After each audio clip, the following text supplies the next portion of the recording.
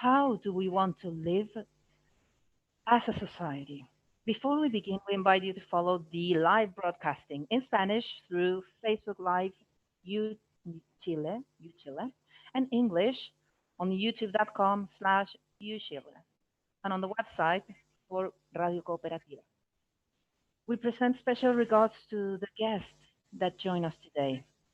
Specifically, first, we welcome Professor Faride Zeran, Vice Rector of Outreach and Communications from Universidad de Chile, a well-recognized cultural journalist in Chile and Latin America, Senior Professor from Universidad de Chile, founder and director of the Institute of Communication and Image, National Prize of Journalism from 2007. Also has been recognized with the awards Amanda Labarca and Elena Cafarena, the last one from region of Magallanes and the Chilean Antarctic. We also have Emilia Schneider, president of the Students' Federation from Universidad de Chile, law student of this house study, militant of Partido Comunes, and ex-spokesperson from the feminist students movement from the law faculty in 2018. And we remember this with a lot of depth. And also the very important and welcome Judith Butler, philosopher and feminist theorist, honoris causa doctor from Universidad de Chile, one of the relevant figures in the field of critical theory and contemporary thinking, where she has deepened on gender studies, bodies and sexualities, queer theory, justice and human rights, state violence, sovereignty and resistance, social struggles, and democracy. Judith Butler has been a professor in Wesleyan University in Ohio, George Washington University, and Johns Hopkins before connecting to University of California, Berkeley in 1993. She has the Cátedra Maxine Elliott in the Department of Comparative Literature and the Program of Critical Theory, where she was one of the founder directors. Today, right now, we begin a roundtable. I leave you with the Vice Rector Faride Zeran to begin this work. Thank you so much, dear Svenka. Thank you, dear Emilia, Judith, for being here with us. To those who are following us through the different platforms, virtual platforms. So welcome. Thank you, dear Judith Butler. We haven't seen us since April 2019. You were invited by the Universidad de Chile before the social outburst and before the pandemic that has taken the life of millions of people. In Chile so far, apart from 12,000, in the US, 114,000. To that, we add another outbreak, the anti-racist with George Floyd in the US. And I say this because there's a Chinese proverb that says, free us from interesting times. I don't know if it's a curse, a desire, but let's add to this parallel between the US and Chile, the presidential elections in November this year in the US, and in Chile, the plebiscite by the end of October, hopefully will happen by the end of October. So these are interesting times, terrible times, and full with expectations. So what's your vision, Judith? How do you visualize this social and political scenario with the sanitary crisis? Mhm. Well, thank you very much, Faride. I'm very pleased to be here and to see you all again. I remember very well the time we spent together, the days and the nights in Chile, and I feel that in some ways I belong to your community. You certainly belong to me in the transnational sense of belonging. So thank you so much. I I think that it is, of course, a difficult time, and it's a promising time.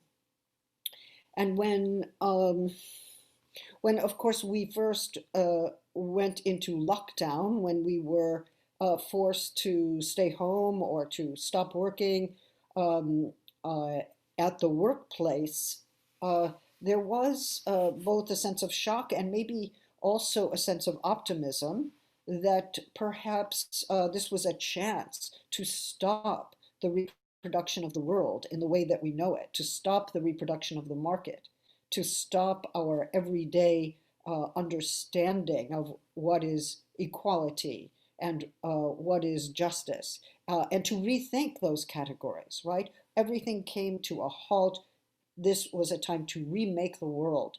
And, um, and of course, the problem is that very often what we're seeing right now is that instead of remaking the world, we are asked to restart the economy, even though that restarting of the economy sometimes comes at the cost of people's lives.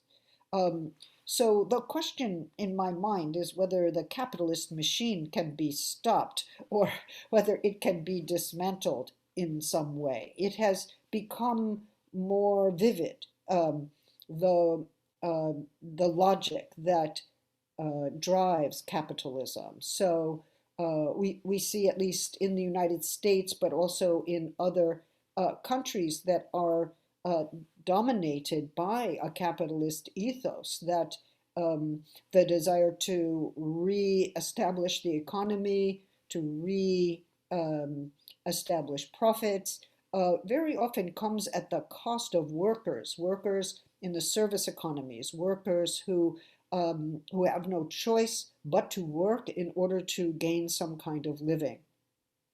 And of course, what's necessary, what's obvious, is that there should be provisions for everyone, that we need to redistribute wealth so that everyone has an income and everyone has health care.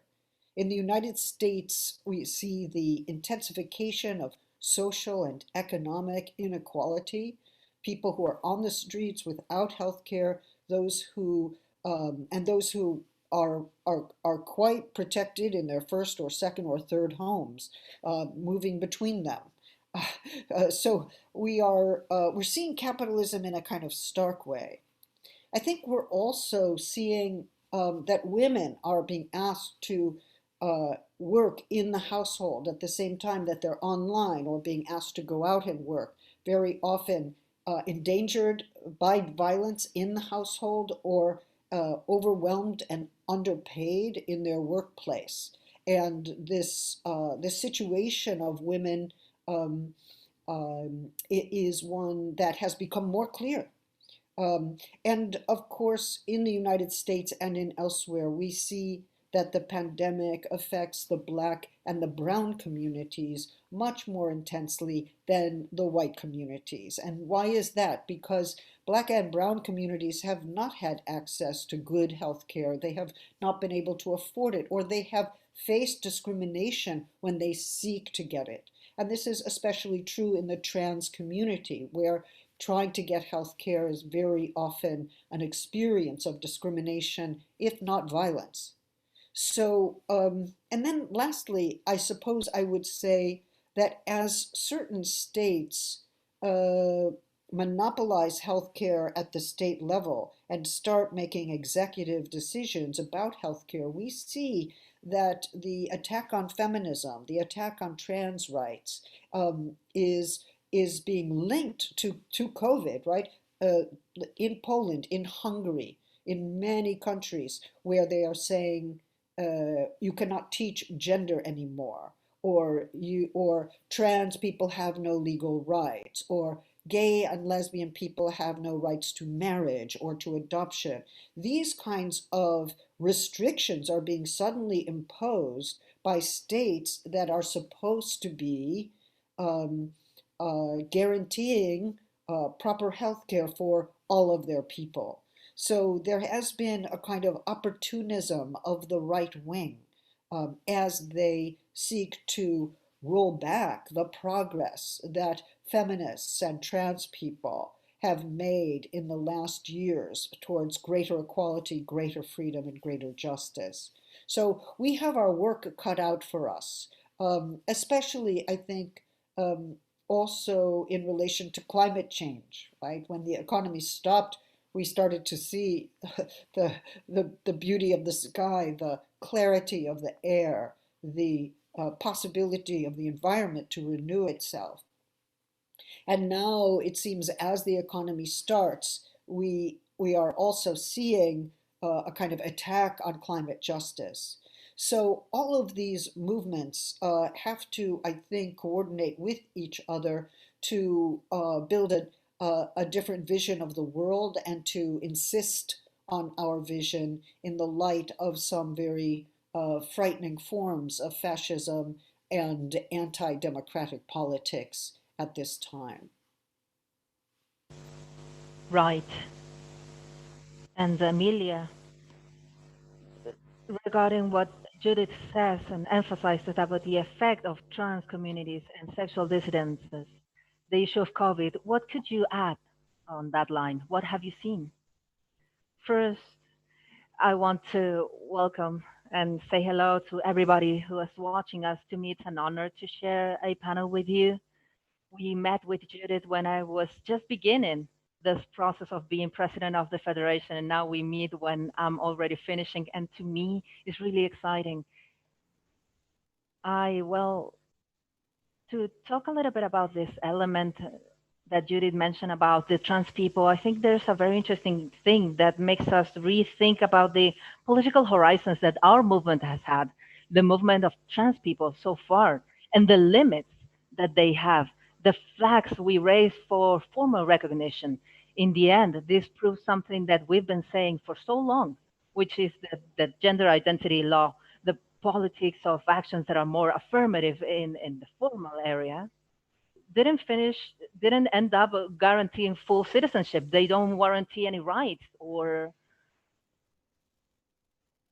don't finish violence and exploitation we've seen. And I've seen due to activism and due to the organizations where I participate, see how this happens in Chile and how this crosses with other elements, for instance, migration, how the trans migrating population within the trans population is set as a specific population that has some of the failures and some problems, and also linked to sexual work.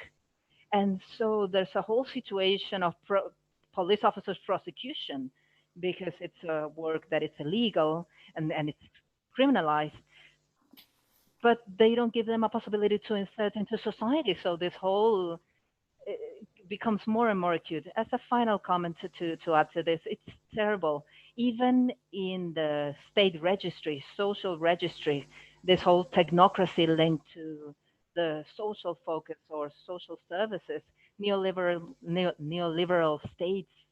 Well, trans people don't are not added. They're not registered. It's a group of people that is considered illegal, irregular in the world where we live. So there's a figure that is not even known. We can't even think about the figure to think about public policies. So we have so many challenges. And this specific topic lives this in a very visual way with deeper wounds. That is what I could support. Thank you, Emilia. Without a doubt, with COVID and the pandemics has revealed realities that were completely hidden, that were very much dissimulated. And I go back to the issue of inequalities. I will quote Judith.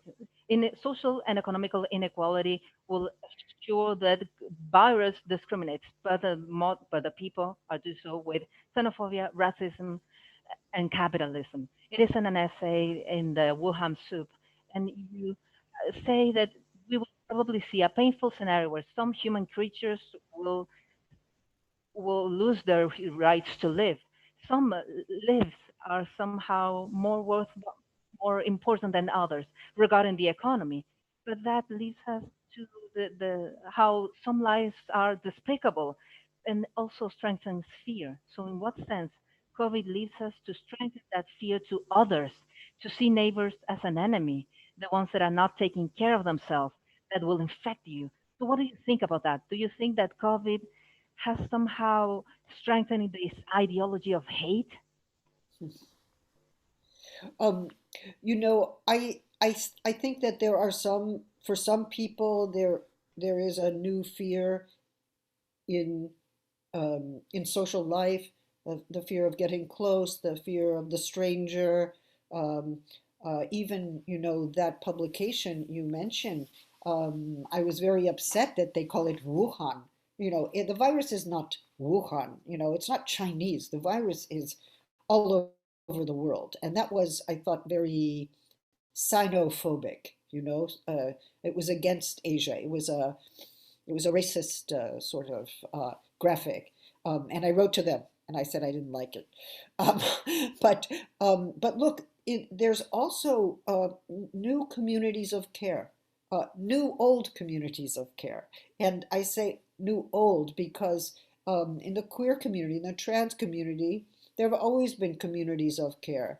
Um, um, there have been networks that help each other escape from situations of violence. There are networks that help people get access to medical care, to legal help, especially if you're a migrant or if you have had um, a confrontation with the police or someone else who's been violent to you.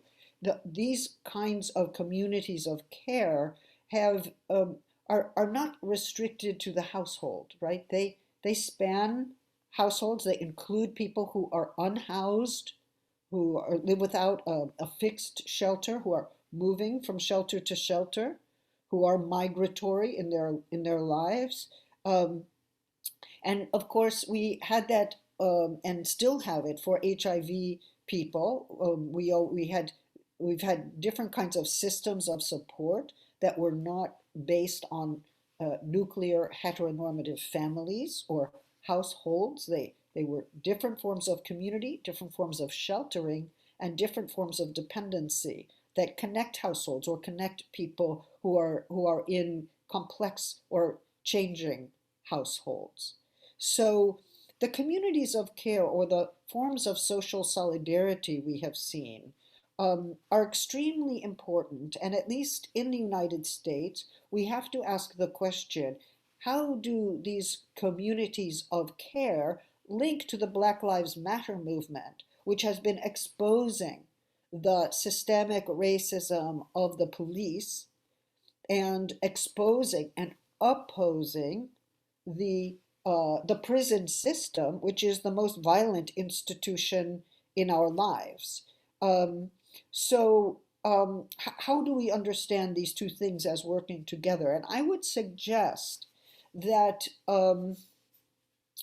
that this is where certain kinds of feminist ethics and feminist practices that have been concerned with elaborating care as an ethical and political principle and and uh, showing how care can work as a social organization that is not necessarily the same as the family or the household, um, links with the care for life that we have in opposing social inequalities that we see under the pandemic and opposing police violence and prison violence.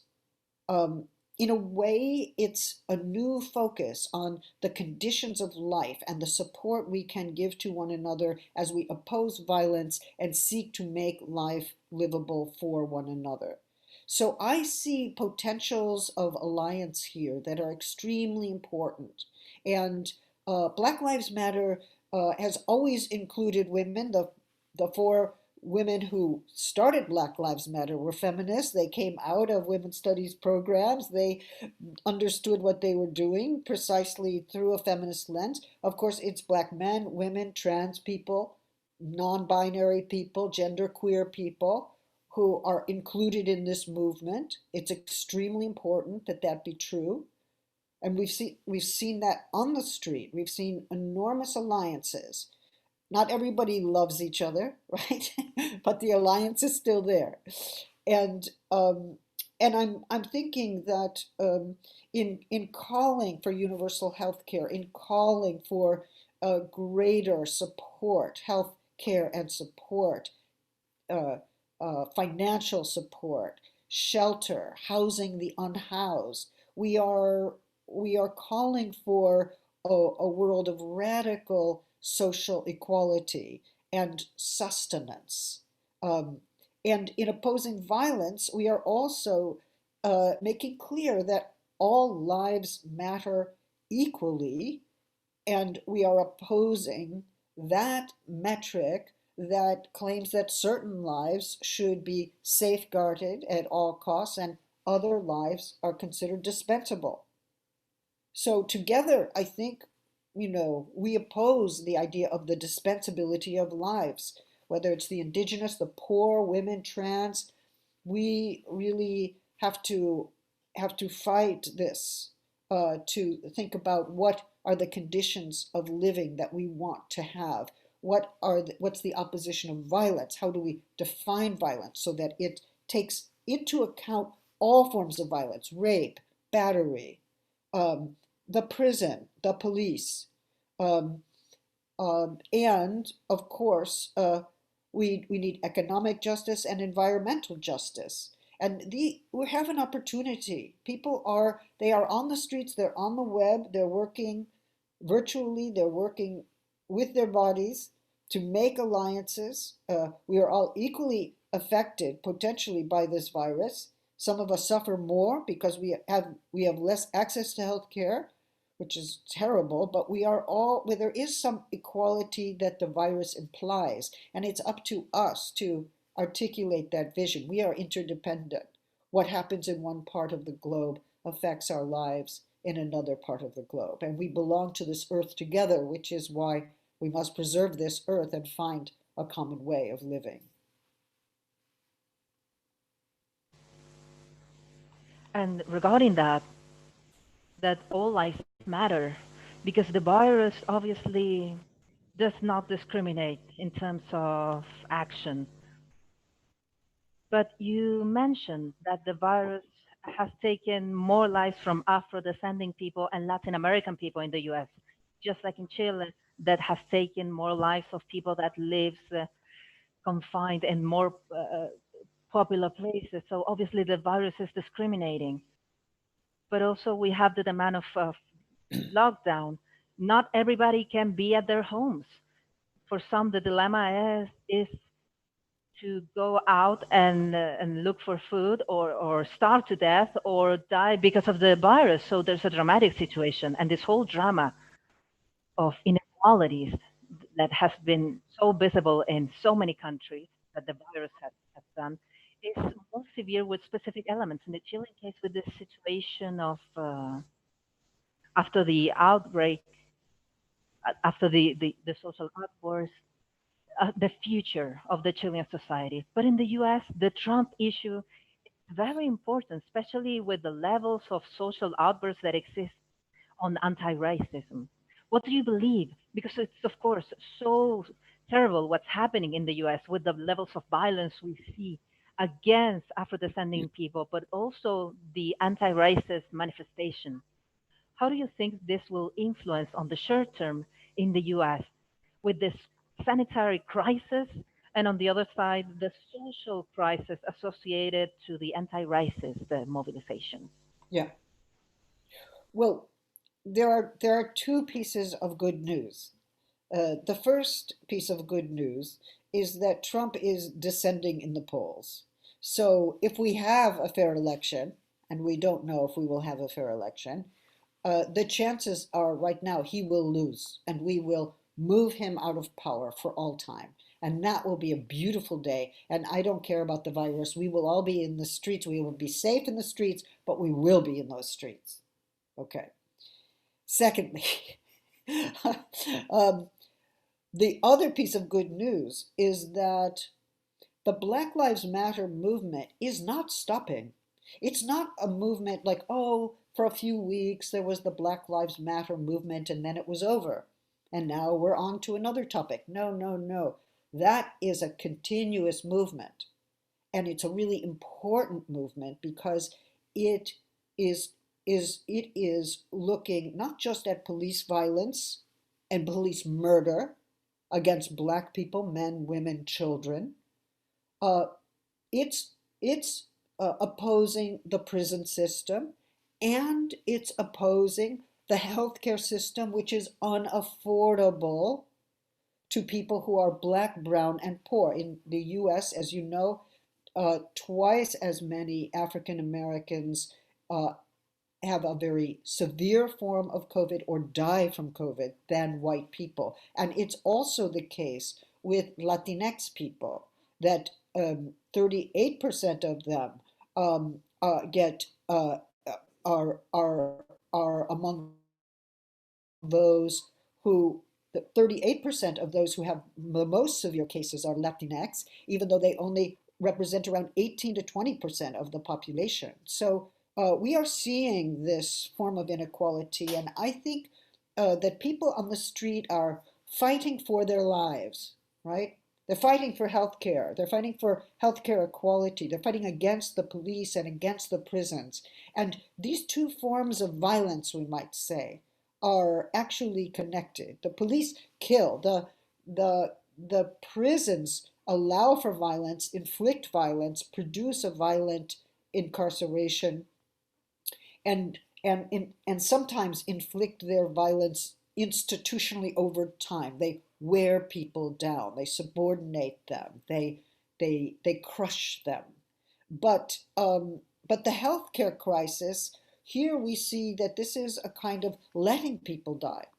Well, who's going to die? Black and brown people. Okay, we let them die because we need the economy. So a certain population is sacrificed for the economy to be restarted and profit to to uh, to reemerge for those who own the corporations or own the businesses and or own the property. And we really, I think what we're seeing in Black Lives Matter is a full critique of social inequality. And I believe that that we also see Black feminist thought become extremely important.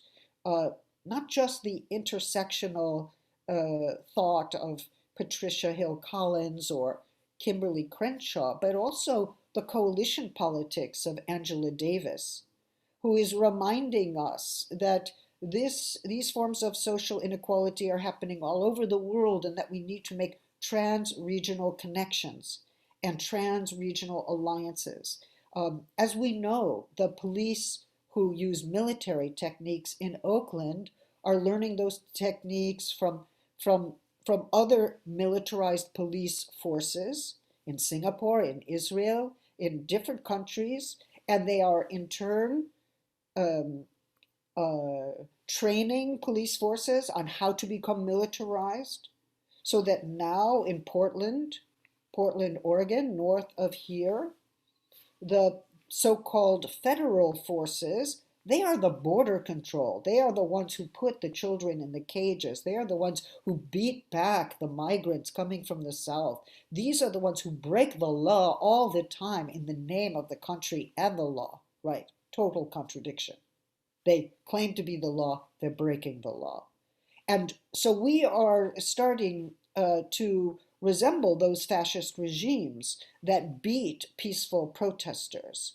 Now, we shouldn't be surprised because, as you know, the United States trained the torturers in Latin America. The Panama School was the place where the CIA actually trained the torturers. We exported our torture for many years, and now what are we doing? We are bringing it back home. We're no longer pretending that it doesn't belong to us. That's what Latin American dictators do. We are ourselves, in these new police forces, beating peaceful protesters on the left. I mean, so far we have no desaparecidos, right? Not yet. But I'm afraid. I tell you, I'm afraid. Is that the next step? I mean, people come in vans and they put people in the vans. No mark. Where do they go? They're detained. No communication with lawyers.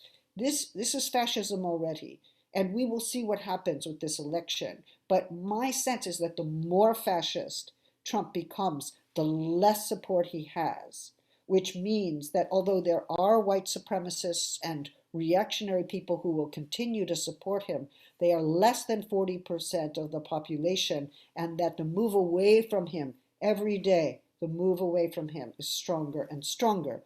So the movement on the streets is not going to stop, and they can beat us, they can put us in vans, but we will not stop. And this will happen all the way through to November. And I have faith that this movement will bring about a more radical democratic vision, not perfect, but better than this fascist leader we have now. Perfect. And Emilia, are you so optimistic as Judith regarding our people in our streets and their horizons? Because it's people fighting, well, for better life conditions, better horizons in the future? Yes. I don't know if I'm equally optimistic. I don't know if optimistic, but I do share what Judith says, specifically because in Chile, we this happens not only with a social outburst initiated after the pandemics, but something that has happened before and has generated a lot of hope. As Judith said regarding the need of a new social pact, a new social order, we were already living that situation, constituting a new process for a new constitution because we had a moment with a lot of impregnation to the social movement. So the pandemic somehow interrupts this, but I do share something and I wanted to add it to the debate. The pandemics by itself somehow disestimate some neoliberal myths that were unquestionable so far. Mm-hmm. For instance, individualism, the need of a minimum state that doesn't intervene. Today, business people are the first ones knocking on the doors of the state to safeguard the economy at a point, and we've seen it in Chile. It takes away the myth that the market is the best way of solving social problems, of allocating resources. And so we somehow go to a moment that is a paradox. It's a paradox because we have physical distancing, but we also see phenomena of popular organization, such as Black Lives Matter. Sorry for my English. And in Chile, for instance, again, a very strong territorial organization of communal thoughts that somehow make me, they bring me memories of our country and on the beginnings of the 20th century, a more cooperative type of economy. And I think we have an opportunity because the speeches from the extreme right wing in our government and the Trump's government are so weakened that the political right wing is in chaos. At least this is the case in Chile. And the business right wing needs to self represent their differences. We haven't seen in a long time the president of CPC as a political actor that is so relevant in the debate, such as today. So for Judith to understand, CPC are many organizations and trade unions. So I think it's very interesting. Yeah, Judith knows everything that's happening in Chile. Yeah, perfect. And with this, I will finish my intervention. I think that what's put on the table is the contradiction today, market as a model versus life, because the neoliberal focus in this pandemic leaves a clarity on how terrible it is. And this is something that has been quite helpful in our country, the Chilean feminism, a contradiction with different types of grade. We will speak about the Chilean feminism, the social struggle, which I think is key in general feminism. Thank you, Emilia. Regarding debates, because without a doubt, this is an issue that should be debated.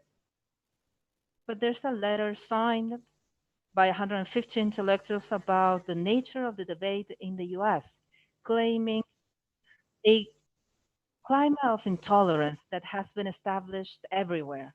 And this is a quote: the free exchange of information and ideas, lifeblood of a liberal society, is more limited. It was expectable that the extreme right wing of this 150, I'm quoting this letter from Chomsky to Salman Rushdie. Is it expectable for the radical right wing? But the censor culture is expanded in our culture. There's a lack of intolerance to opposite points of view and a pleasure to shame opposites. And I quote, and I finish quoting, it's a letter published in magazine Harper. with signatures, as I said, that goes from Chomsky to Salman Rushdie, 150 very important people, and somehow has activated the debate about tolerance, the limits of tolerance, etc. So what do you think about this letter, Judith Butler? And I was looking for your signature, Miss Butler, but I didn't saw your signature. Why No, didn't no, you no, find? no, no, no, no, no signature, no signature there. If you look at that letter carefully, um, I know well, you didn't. That's why I'm asking. What do yeah, you think about this? um, well, uh, the letter is a problem because it starts with, oh, we recognize Black Lives Matter is really important. We commend the steps that have been taken. However, what we oppose are forms of confrontation, censorship that make it impossible for many people to speak honestly in public. Now, or to have a public discourse that is civil. Now, um, who's the we who appreciates Black Lives Matter? I mean, already in the first sentence, whoever we is not Black Lives Matter. I mean, there's some people of color who sign, not very many. So it's a kind of paternalistic commendation. Like, this is an important movement. We appreciate the steps you have made. We are over here. You are over there. We differentiate ourselves from you. And we applaud you. However, paternalistic. We have something to say to you. We don't like your loud voices. We don't like the language you use. We don't like how angry you get. Well, if you're facing police violence, you're going to be angry. If you've been silenced for decades, you're going to speak out in terms that don't conform with the ideal of civility. We need to think, where does this idea of civility come from? Many of these people feel attacked by the left. Why? Because they have said things that are very problematic. They have taken political points of view that are problematic. They have exonerated sexual harassers. They have participated in sexual harassment. I mean, we all make mistakes, and I've certainly made mistakes. I defended someone against a charge of sexual harassment only to find that this person was actually guilty and I didn't know, right?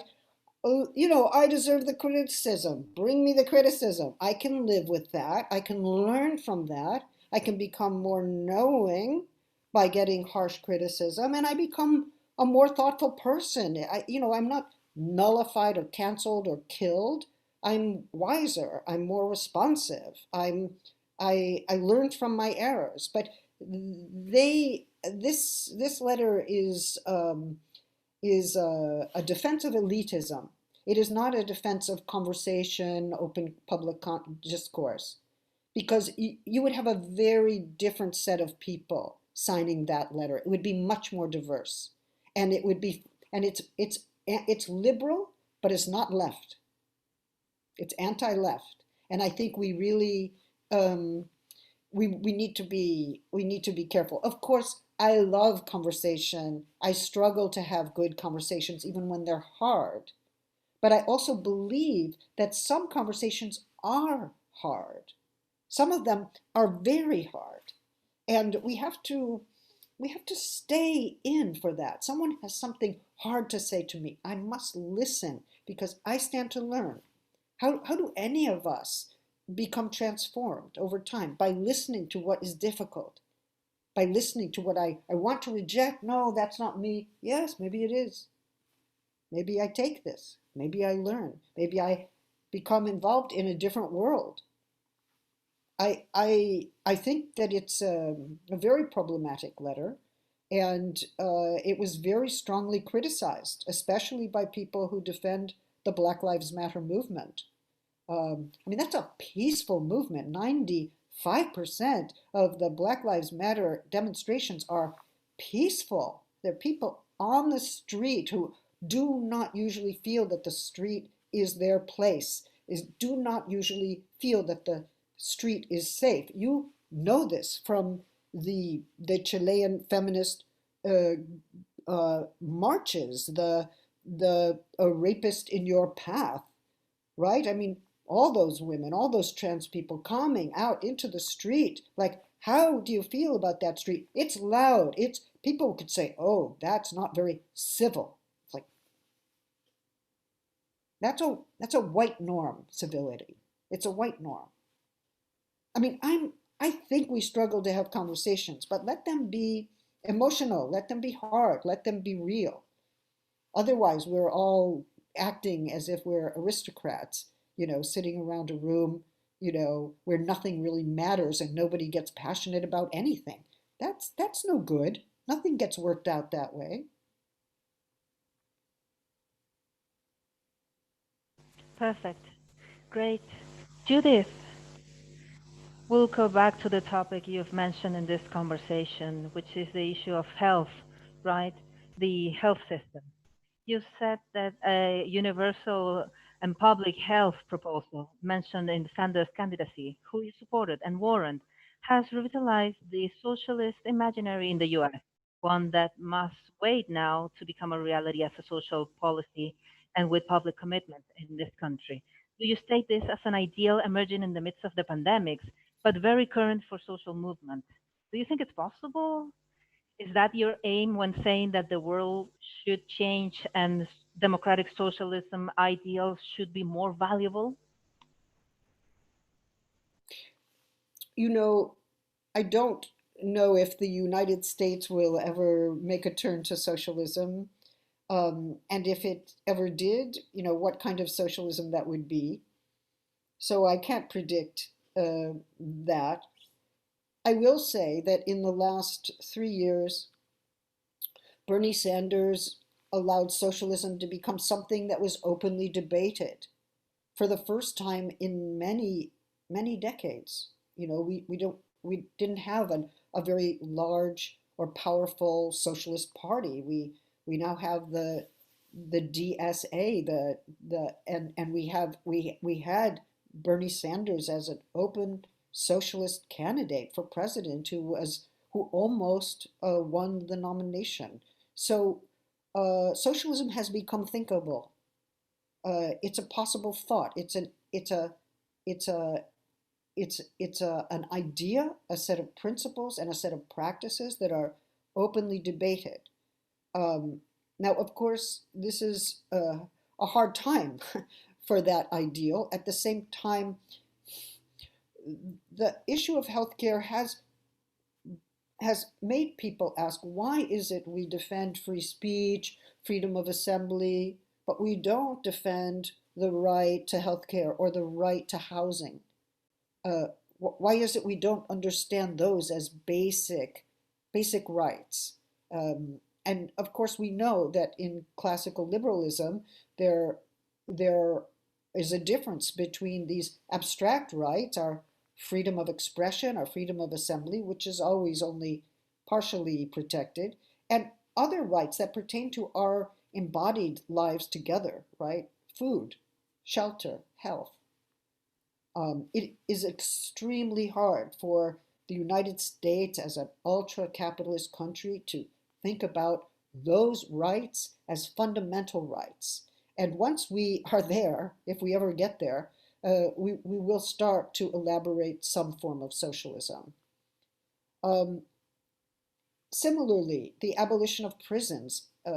People told Angela Davis that she had an impossible idea, that no, that will never happen. It's not possible, but it's being debated. The dismantling of police. We were always told that would be an impossible idea. Now it's being debated. So certain ideas are now, we say, on the table. They are openly debated, they are thinkable, and in that sense, they are possible. Whether they will materialize in my lifetime, I cannot say, but the struggle for them will become stronger. And I believe that will be one of the most important consequences of the pandemic.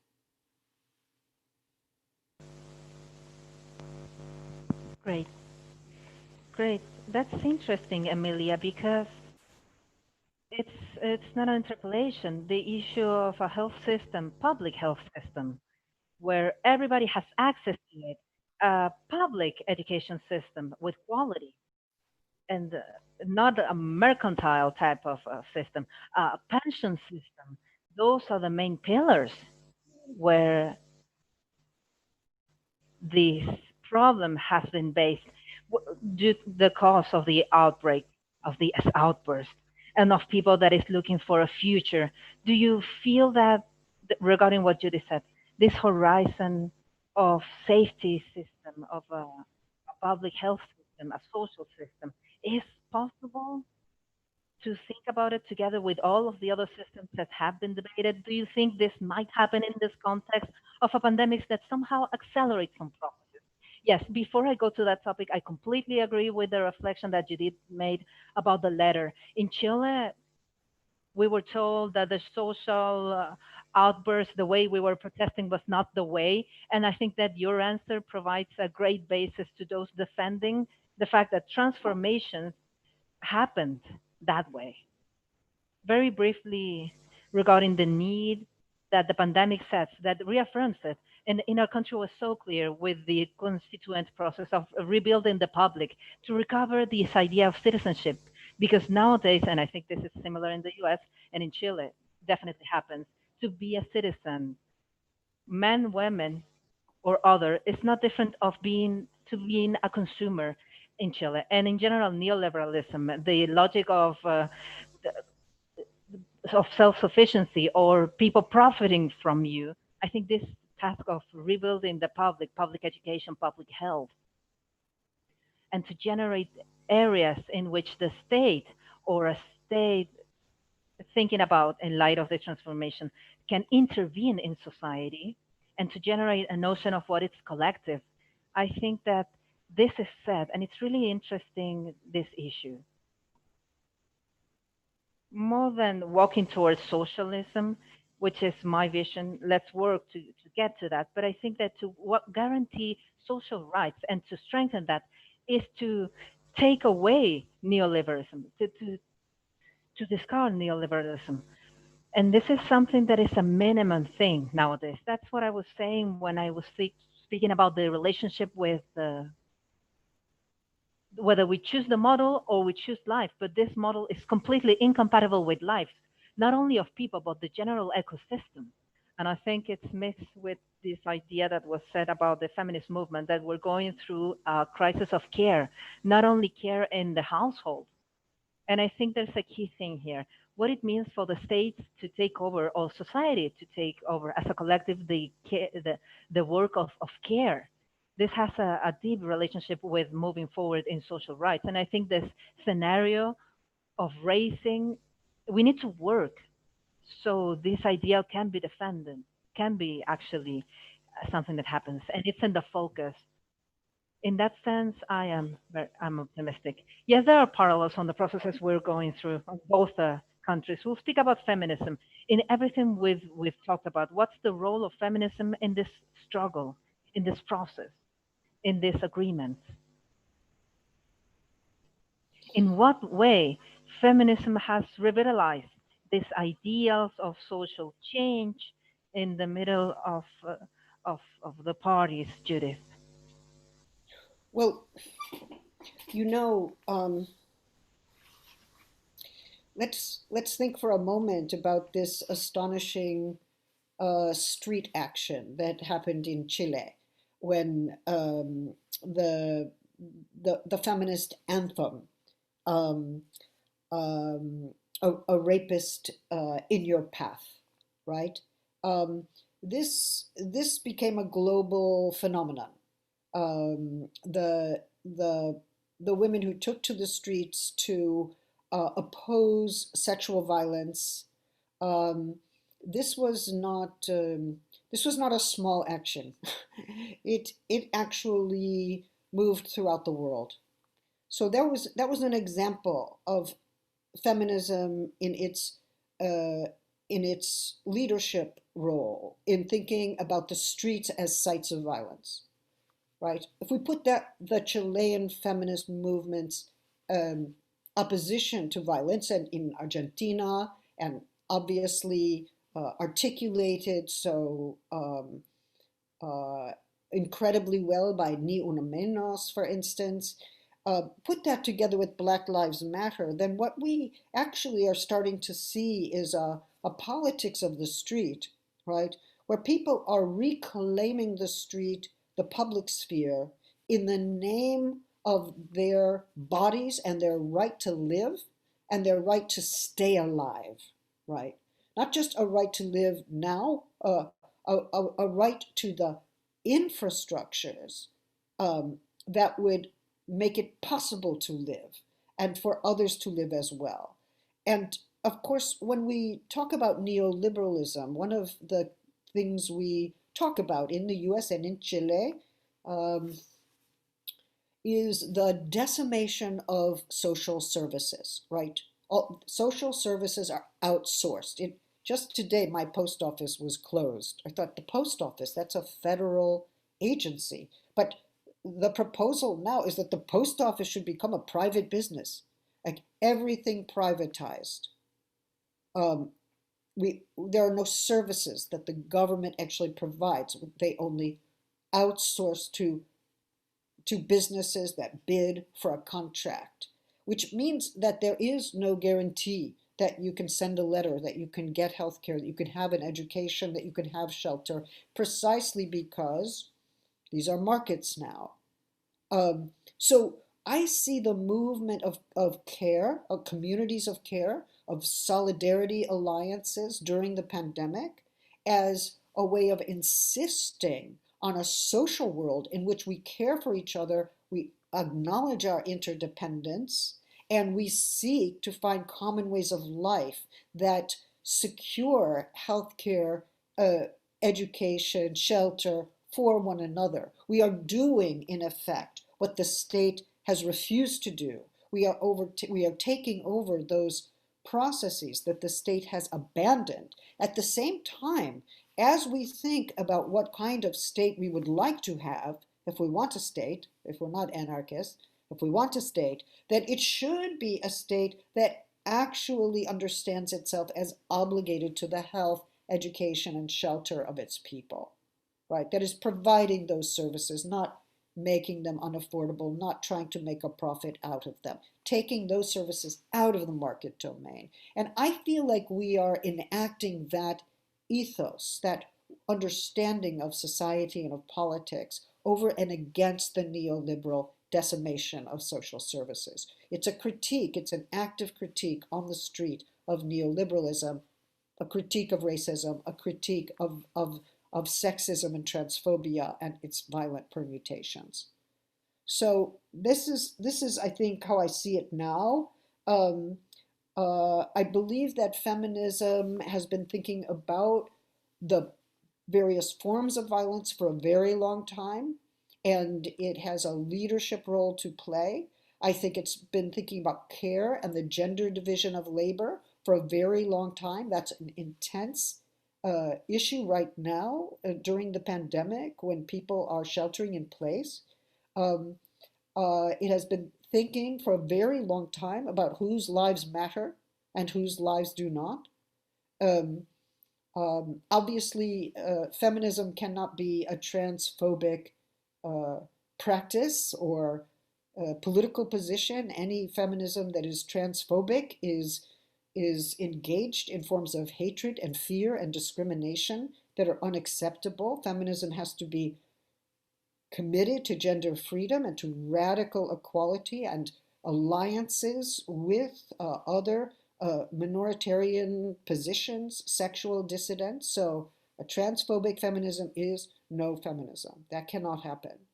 We're not just about identity as feminists. We have a different vision of the world, of what interrelationships should be, of what nonviolence should be, and of what radical equality should be.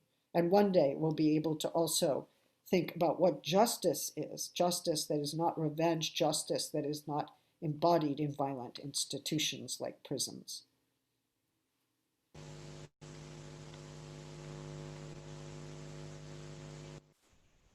It's very interesting, and I want Emilia to speak about this point. I just want to add two things regarding violence. or the household as a refugee, as a shelter. But now, in those shelters where women are and social dissidences are forced to be due to the pandemics, they are also a brutal source of danger due to the violence that exists against women and dissidences.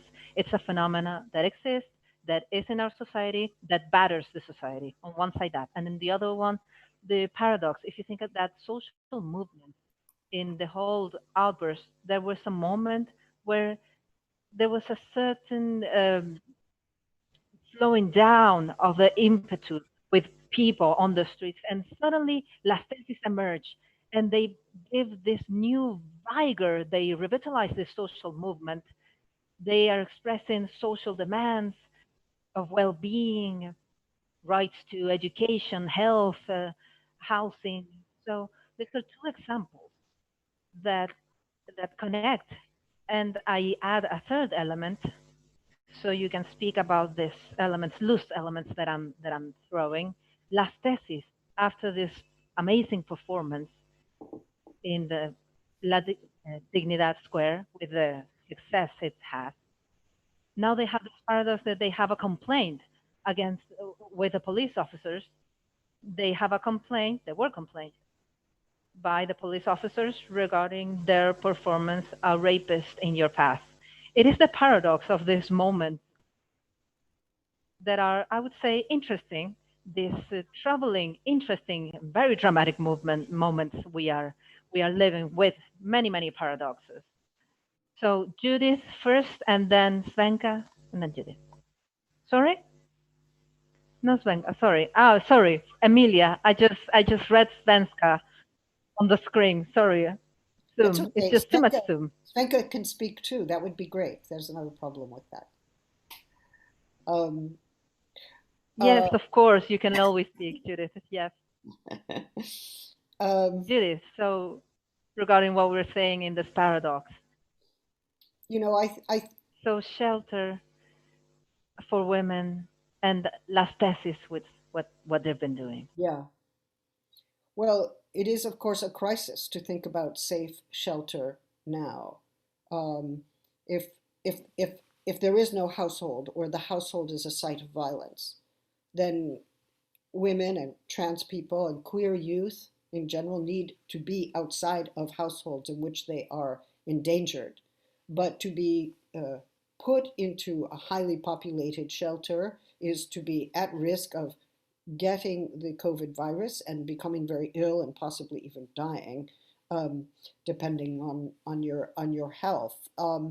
And um, so I think maybe there's a new politics of shelter that needs to emerge. The shelter is a place. It's obviously an architectural place where one is protected from the elements. But shelter is also a way of describing a set of interdependent relations. I mean, where can I go? To whom can I go? Who will give me shelter? And I think that shelter is also something we give each other with whatever property we have, or with whatever rental space or squatting space we have. We provide for each other. And shelter needs to become a more mobile concept. At the same time, I think obviously throughout the world, given how many people are living without proper shelter, there needs to be and there is, but it needs to be intensified now, a movement for public housing, and to understand public housing as a social good. It is, we can't be a body without a shelter.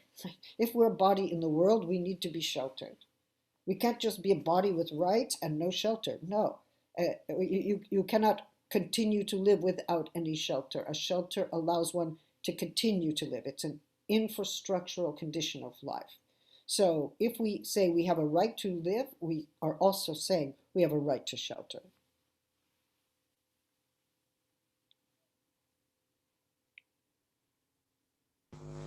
Right. Thank you, Judith. Emilia, the topic, las tesis, this paradox, this revitalization, but also a paradox because they have a complaint, and on the other Yeah. side, the whole issue of of shelter, right? Yes, I would like to start. No, I'd like to start with the issue of last thesis, with that topic. Everything that has happened in Chile, and specifically now with the pandemics, with this complaint, says that we're also living in a moment and we need to pay a lot of attention. We need to be very aware, we need to be very critical. More and more authoritarianism, militarization, and police officers are more naturalized on our daily lives. The confinement, the lockdown of the pandemics put this on our daily lives, which is extremely dangerous when thinking about what's the future society. As Judith said, the challenges we have to rebuild the world can't be one where repression it's a natural thing, and these dissident voices, these critical voices that are being shut down. On in terms of shelter and violence, I go back to an idea that I mentioned before, which is related with magnifying and receiving from the state, from the institutions, a wider concept of care, which is not just domestic care that falls in the shoulders of women, but in general, the necessary conditions for reproduction of life of citizens in general. In that sense, we include all of this, the right to housing, education, and a state should take over this role of caring, or as a society, let's make it collectival, understanding that there's an institutional thing embedded. So there's a connection between what I say and this, because in this debate, it's been taken very lightly. We need more state because with neoliberalism, the state has taken a step back, but we need one that is more authoritarian or one that guarantees rights and the capability of agency for communities to solve their own problems. I lean on the second choice. And on that problem of violence, and with this I finish, I think that it's really complex due to the time we're going through, due to the levels of injustice, to be seduced by punitivism, by this jaily feminism that was criticized, because police officers, the jail, don't protect women or social distance. They are the other way around. They reproduce violence and the criminalization against us. So the feminist movement must use different tools. And the Chilean feminist movement in 2018 and so far has provided very specific answers to fight violence from the basis and not going through the problems we're going through. It would have been great that in 2018 in our country and the world, hopefully, could have been done with a non-sexist education, with the guarantee of education to discuss and politicize and denaturalize things such as violence, abuse, discrimination. And that allows us to build a future. I think that now, when thinking about the future, this makes so much sense. I mean, Perfect. I think I would say that perhaps the version of neoliberalism that is here and maybe there as well is one in which the state becomes smaller to the degree that it outsources all the social services, but it also becomes more powerful as it continues to use its police powers and its prison powers to contain populations that are challenging the violence of the state. So it gets bigger in some ways and smaller in other ways. Um, I also will be interested in understanding how the police could criticize the major feminist demonstrations.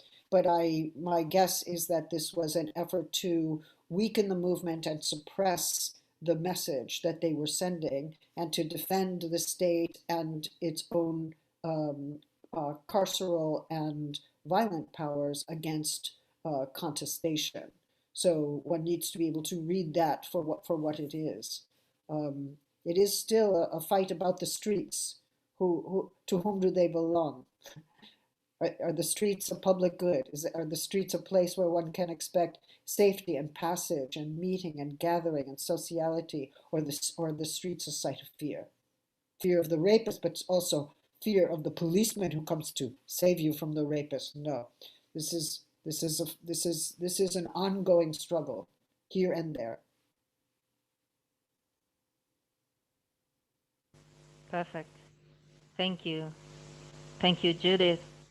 Emilia, do you have a question for Judith before we go to the questions of those following the broadcasting? Well, yes, actually, just to see if you could deepen in how do we face the topic we were talking about somehow, the injustices of the legality, the institutions against the violence of women and and sexual dissidences, taking charge of the problems and the impotence they generate, specifically in Chile, with a very brutal case of violence that made the woman kill herself. There's a whole debate in the legislations and the feminist movement, and I think it's key to elucidate what are the standings that allows the feminist movement to move forward, but not with the lenses of domination or enemy. I would like for you to go deeper on that topic, Judith. Judith? You know, I cannot say what should happen in Chile. I can only learn from my feminist queer trans allies throughout Latin America. I have loved that learning process. Um, but my sense is that, you know, when I met with Ni Una Menos in Argentina, I saw that their alliances were not just university students. They were talking with women in churches. They were talking with women in unions. They were talking with people in every part of life and bringing together a very unexpected alliance, right? Not everybody had read the same books. It wasn't a it wasn't a movement that just comes from the university. It was actually a movement that came from people's neighborhoods, their jobs, their lived situations, and I think that kind of alliance is what allows, you know, millions of people to come to the street to say, this death is not right. Breonna Taylor, who was killed in her home by police, you know, she was sleeping. They were in the wrong house. They killed this woman. They didn't bother to find out who she was. Um, you know, these forms of massive, um, unthinkable violence, right? They reverberate throughout society. People haven't experienced that exact same thing, but something in their experience knows what happens there. Something in their experience links with what happens there. And I think we continue to make our cross-regional alliances. And although, of course, there are specific issues in Chile, there are issues that go across the border, and we learn from one another. My sense in North America is we are learning from you. You know, we are learning from you. You have the most powerful of the feminist trans movements, and I must say it's changed the way people think to see what the actions are, how people make alliances, and how you challenge really deep seated phobias and inequalities. It's actually very moving. So I can't tell you what to do. I'm sorry. I can only learn from you. It's a challenge. Thank you, Judith. I'd like to say that we've had over 700 comments on the media. Many thanks, many questions. There's a comment that I'd like to share because I think it's beautiful. It says, Judith, maybe you won't read this, but you've changed my life for the better. And that is something that I will always be thankful for. Thank you for opening my heart and mind with your books. This is something that someone says, someone that is following us. That's for Judith, and I think it's beautiful. Thank you. There are a couple of questions, well, many questions, but we don't want to abuse. We know that, plus this is exhausting, this Zoom system. And there are a couple of questions that I think are interesting. I'm gonna look, but here, of the so many questions. I lost it. I lost it. It says, someone asks, how can we help our near people, older near people, to change their minds regarding feminism and inclusion? Or should we continue the advice of ignoring them because they're too old to change? That's a question. And then someone else asks, could you explain the concept of technocracy? How do you think this will continue and what are the effects? We've pointed out a little bit about that, but it's a little bit about that. That's the topic, I think. Specifically regarding the pandemics, in many places, those who have been punished are not just the poor, Afro-descending people or the indigenous people and women that have suffered violence, but also all people, men and women, seniors that have been stigmatized, who have they have denied their right to life very clearly from the beginning because they say that with a mechanic ventilator, depending on the features, they will have a specific amount of life or a life expectancy very different. So it discriminates to the seniors, which reminds me a great work of Carlos Droguet that has a novel, a historical novel, Killing Old People. Mm. So someone asks, and it's something different, it's a different question, how to achieve a mindset change regarding feminism in older people, in senior people. What do you suggest? What do you think? How do we face this? Well, I consider myself an older person. So, I think we have an idea that people who are older are therefore um, stuck in their ways, that they have become rigid in their thinking. But actually, I don't think that's necessarily true. Sometimes people become more open-minded or even more generous. I see people, my mother is 90, and her friends are in their late 80s and early 90s, and they are debating with me about trans and about Alexandria Ocasio-Cortez, and I mean, they want to know, they want to understand. So I think I think we shouldn't have this idea that old people are stuck. I mean, it may be that the needs for stability are greater as you feel yourself to be more fragile, but mm, that's important. I mean, as an older person who feels fragile in one's health, right, during the pandemic, um, that's the basis on which then to ask, well, who else is fragile? Who else is experiencing this fragility?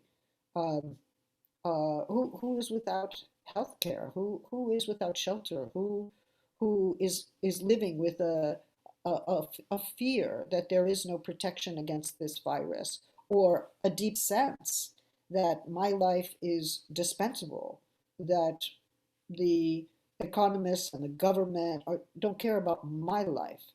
So, for instance, there were some people who thought, oh, we should all open the university. And of course, that means that people who are older or who have pre-existing conditions cannot go to the university. And I saw some administrators were saying, oh, that's okay. They're older, they don't matter. Or what? We accept that they will come, they may get ill, they may die, but that's an expendable death. That's a death we're willing to accept. It is a very shocking kind of experience to feel that because of one's age, one can be dispensed with, one's life is no longer valuable. And of course, it's a capitalist metric of value. Like, are you productive? Are you not productive? How many more years of labor will we get from you? Not so many, doesn't matter. These kinds of calculations are quite brutal, and they leave people feeling that if they are not productive or if they don't have longevity, that their lives are not valuable. So that is something that we must think about and act on. Um, it has been very frightening to me to see these calculations. Industries reopen, they know a certain number of people will fall ill. They know that older people in particular will fall ill and possibly die. and they are making the calculation. It's like, well, we have to have a profit, we have to reopen, we have to value the economy. And in those cases, the health of the economy is more important than the health of the worker. And we're right back to Marx in the middle of the 19th century, right? Where where the health of the work of the profit making mechanism is more important than the actual human body. So this is of course an enormously difficult issue, and people don't call it killing. They don't say we're killing old people, but there is a letting die, which is still violent, and which gets to act as if it is not killing. So there's a denial, I think, in that kind of calculation.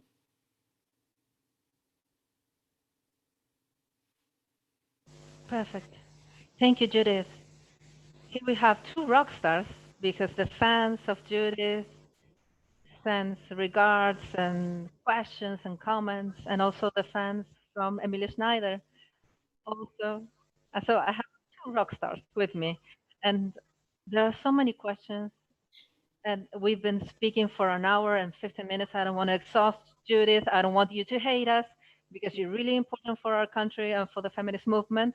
I just want to finish by reading a sentence from Judith regarding this book.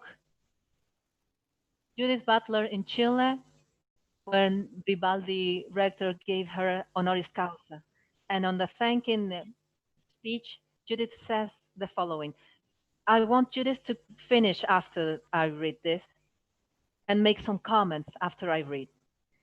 Judith said back then, and I'm speaking about 2019, April 2019, in the Central House of Universidad de Chile, says, in my opinion, the university must be created as a place for critical thinking, a space and time for reflection, for reading, for collaboration, and to be transformed as we read and think together.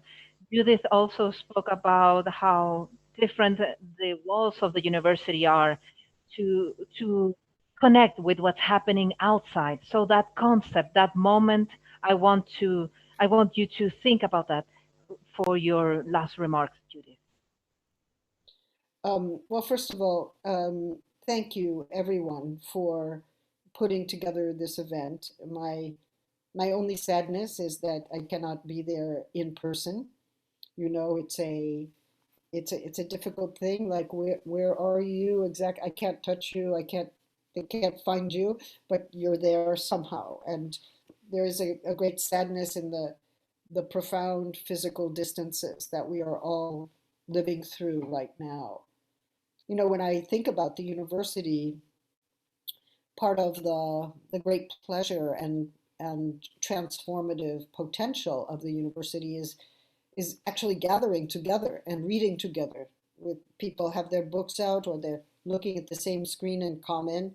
But there is, I hear what you say, but I also know when you gasp or you sigh or you say something like, what? You know, there are many ways of expressing ourselves when we are with each other, like the way you sit, the way you get up, whatever. We are expressing all the time what we feel about what we read and what we feel about the opinions that we're hearing. And that does require that we be together in some way and that we are physically co-present in a classroom, right? So it's beautiful that we have Zoom. I love the fact that I can communicate with you.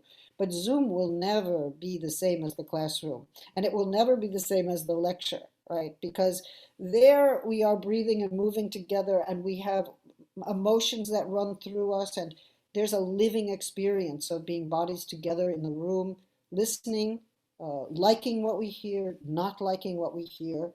And in that sense, we are a community. We don't always recognize that in the classroom and in the university, the bodies that we are, the bodies in the classroom, also have a household or they have a shelter or they have a problem with a household or they have a problem with a shelter. Um, we only see them in this one space. And now, even though we're very isolated from one another, we are forced to think about how is everybody living? Is everyone okay? Right? We're not as formal with each other. We ask, are you okay? Are you well? We learn about family members. We learn about households. We learn about the living conditions that people are in. And we don't separate our intellectual lives from the conditions of our living. The pandemic has brought them together. And one thing we can do in the university is ask, well, what does the pandemic tell us about what conditions of living we want to materialize in this world? What do we think would be just and fair and right? What do we think would be equal? We have a chance, I think, to reimagine. And universities, to the degree that they're not isolated from their communities, but they actually care about their communities and serve their communities and the public good, they have a special obligation to think about what are the conditions of the livable life. That's a question for us in almost every field.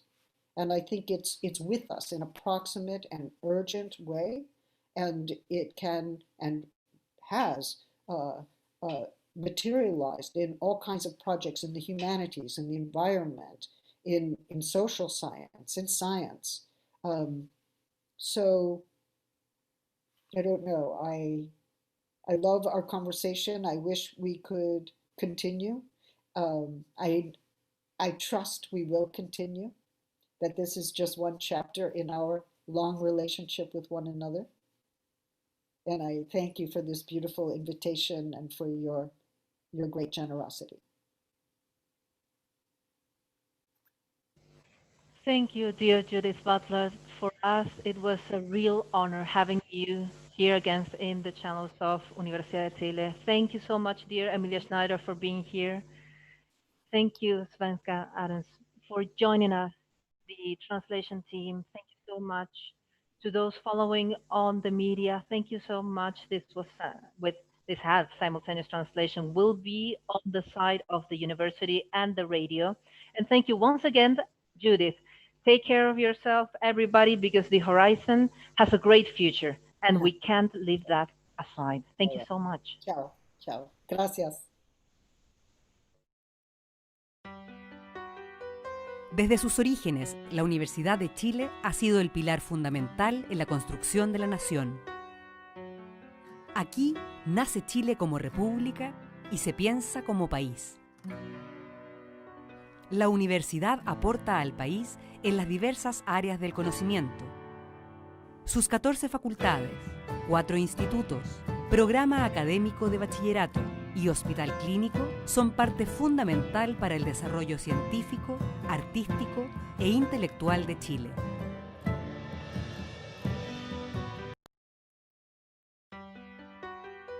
Desde sus orígenes, la Universidad de Chile ha sido el pilar fundamental en la construcción de la nación. Aquí nace Chile como república y se piensa como país. La universidad aporta al país en las diversas áreas del conocimiento. Sus 14 facultades, 4 institutos, programa académico